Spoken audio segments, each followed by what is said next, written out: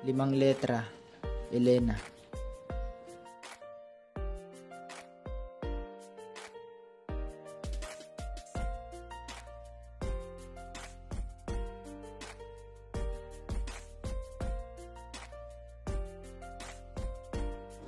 Sa panahon ngayon ay karamihan ay nawawalan na ng pag-asa.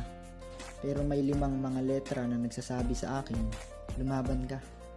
Mahirapan man ako basta maibibigay ko yung mga kailangan nyo, yan ang sabi niya. At siya ay ang aking ina, si Elena.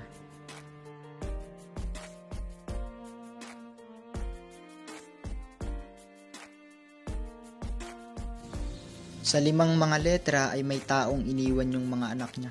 Hindi para magsaya, kundi para yakapin yung responsibilidad bilang ina. Siya ay isang ina na walang ibang gusto kundi maging masaya. Ngunit nagsakripisyo para lang maging masaya ang mga anak niya.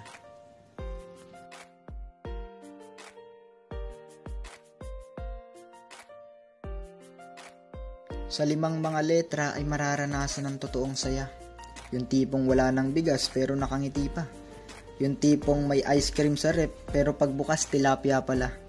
O diba napatawa kita? Yan yung ngiti na deserve mo ma.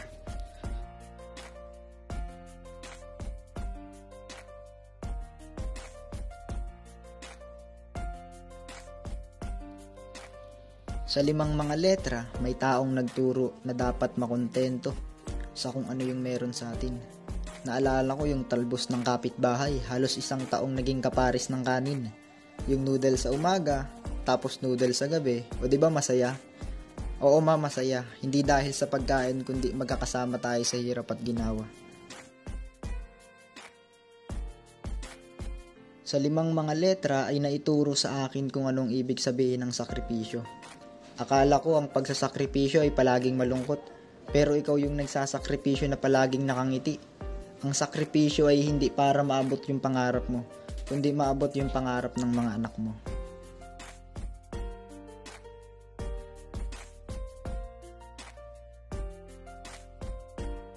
Kaya yung limang letra na yan, hindi matutumbasan ng kahit magkanong pera. Salamat sa lahat ng sakripisyo ma. Hayaan mo, malapit ka nang magpahinga. Magpahinga sa pagsasakripisyo kasi 3 taon na lang. Ako naman yung magbibigay ng mga gusto mo. Hayaan mong ako naman yung magparanas ng saya na naiparanas mo.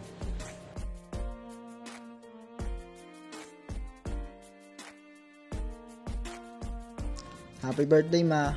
We miss you, we love you.